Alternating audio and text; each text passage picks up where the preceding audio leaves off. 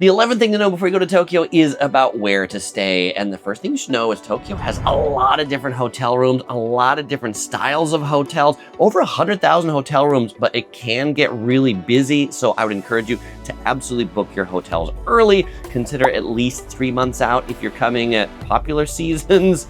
She's okay. And 6 months out if you're coming at like cherry blossoms or a busy holiday time. Oh, by the way, for context, that note of about 100,000 hotel rooms, that's about the same number of hotel rooms as a city like Los Angeles, except a city like Tokyo is 10 times the size in population. The princess, she really likes hotels in Tokyo because there's so many unique hotels. Right now, we're staying at the Mimaru Ueno East Hotel. This is a Japanese style apartment hotel. What's the difference between a Japanese room and a Western room? Well, most hotels you're gonna find in Tokyo are actually Western style rooms, which means they look just like a Marriott or a Hyatt or a Hilton. But a Japanese style room, it's gonna have low beds, perhaps like we have in the back, tatami mats, and typically futons that you can lay out to make the beds. Now, this room is kind of a Japanese Western style room in that there are 2 beds that are just here all the time, though they're low beds. And in the closet over here, there are 2 futons that you can pull out, so up to 4 people can sleep in this room. And then being Japanese style, it has a separate sleeping area and living area. You set up the futons, you put the table right here. So right now we've got the futons away and the table here. If you really want the traditional Japanese experience, definitely consider booking a Japanese style room. For the best value, avoid the Western chains, Marriott, Hilton, Hyatt. They're really overpriced in Tokyo. You'll probably be paying twice the price compared to the typical Japanese counterparts for honestly similar type amenities. Yes, we do stay at the Marriotts, Hilton, and the Hyatts, and you'll find a lot of reviews on them, but we're often booking them on points when we come here. But do beware, Japanese hotel rooms are small. They're like the smallest hotel rooms I've stayed at in the world. In Tokyo, I mean, maybe they rival some of the rooms in Paris. And the closer you get to desirable neighborhoods, the smaller the hotel rooms get. The best hotels, the best locations are absolutely gonna be closest to the train station. And if you're looking to save some money, consider some of the Japanese business chains. Toyoko Inn is an example that have a room size something similar to an American size room. When I'm booking rooms, I'll usually look for something that's 25 square meters or above. Realize that not all room types are created equal. Many Japanese hotels have tons of different room types, so maybe don't book the cheapest one if you actually want a little bit of space to spread out. When I say Japanese hotel rooms can be small, I mean like the smallest rooms, they won't even have places for you to open up your luggage in the room. Like we've stayed at some hotels that you need to open up your luggage on the bed because there's literally no space. What do you think about hotel rooms in Tokyo, Princess?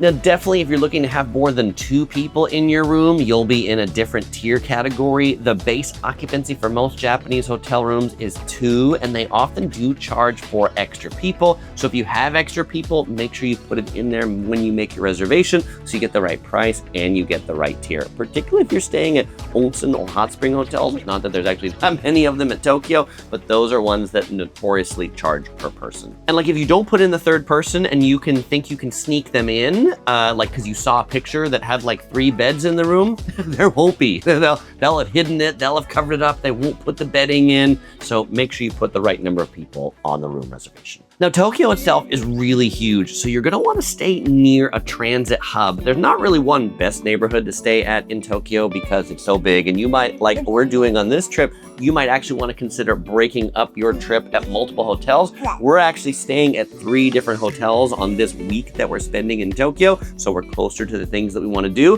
For example, we're going to Tokyo Disney, so we're gonna spend a night over at Tokyo Disney. Hey, I have something to say. What do you have to say? Elsie Girl is going to stay at 3 hotels, and me and Lala Production, we are going to go to the Disney Hotel. Yeah, that's right. We're actually splitting up for that night as I'm taking the Curious Princess to Disneyland. We're not splitting up from our whole relationship. Just for that night, we go to Disneyland. Yeah. So OC Girl can enjoy all the boring museums while we enjoy the rides. Isn't that right? Yeah, that's right.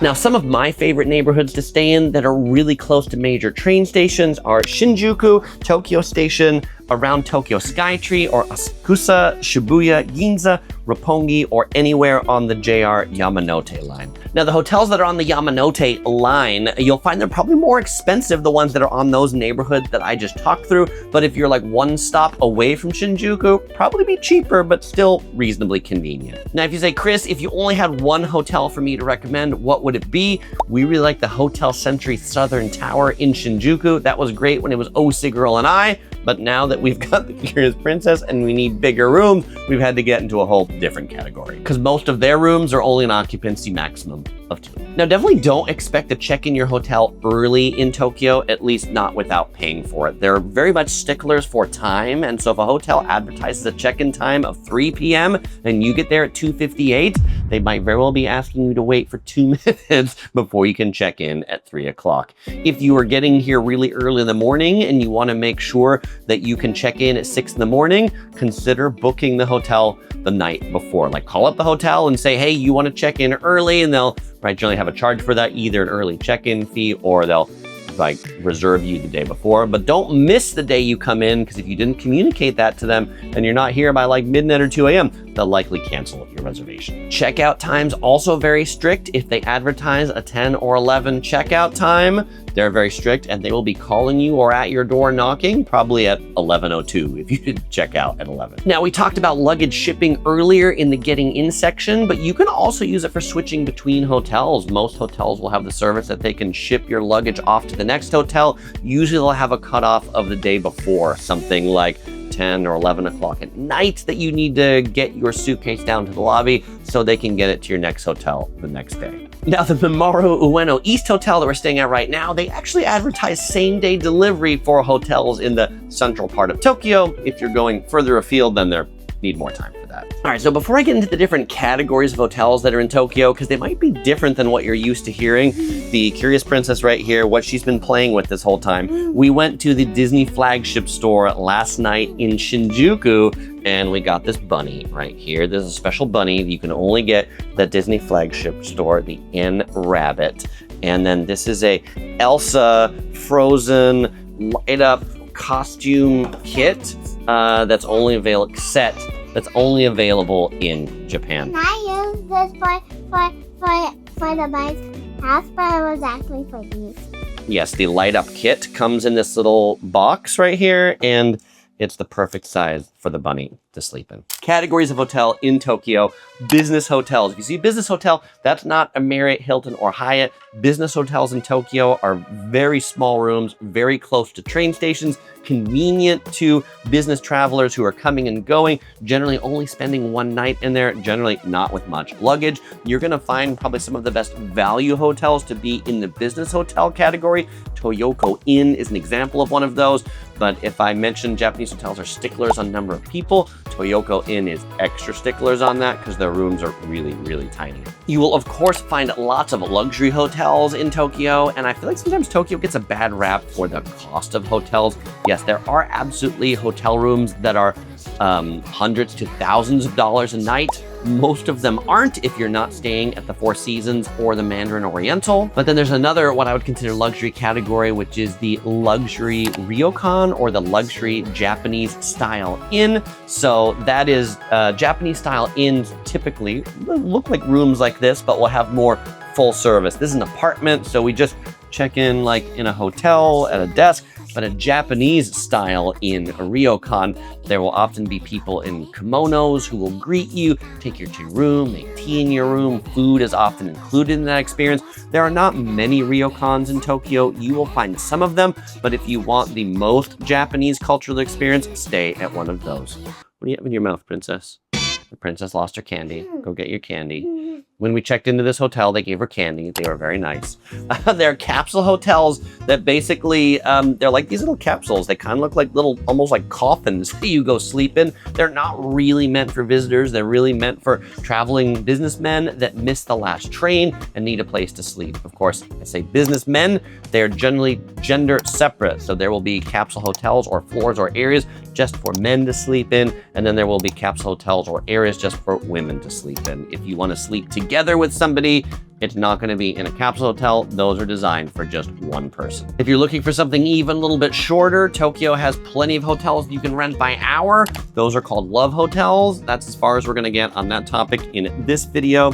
You will certainly find hostels, which are probably going to be cleaner and nicer than you'll find in many cities around the world. And finally, if you're looking for one of the most bargain places to stay, consider the manga cafes. These are like comic book cafes. And the way these places work is you pay a set fee to go in and read the manga and enjoy the space. But they recognize that many people might stay there for not just 20, 30 minutes or an hour. They might stay there for hours and actually sleep in the chairs overnight. Definitely make sure it's one that actually supports that before you book it, if that's what you're expecting to do. And definitely shop around when you're looking to book your hotel room, because in Tokyo, the hotels don't always advertise the lowest price on their own website. I've often found lowest prices booking through third-party booking websites. One of our favorites that we're using right now is called Planin.com, and it's actually where we booked this hotel on. We got it for like 10% lower than they advertised directly on the Mimaru website. So if you want to check that out, I'll put a link in the description or a QR code up here. You can check out Planin. To get the cheapest rates and see the discounts, you do need to sign up for an account. Sign up is free, and then you'll see some of those cool insider deals. Final note on hotels in Tokyo. If you are not a smoker, beware. Some hotels still have smoking rooms. Yes, that is absolutely true. So if you don't like the smell of smoke in your room, look, it's not many, but it's still some, make sure you've booked that non-smoking room. We are heading to Sendai next. And in Sendai, we're staying at a JR hotel near the train station. And one of the hotels we looked at was really popular because there's a Tanabata festival going on. One of them only had smoking rooms available. All the other non-smoking rooms were sold out, so we were definitely not doing that.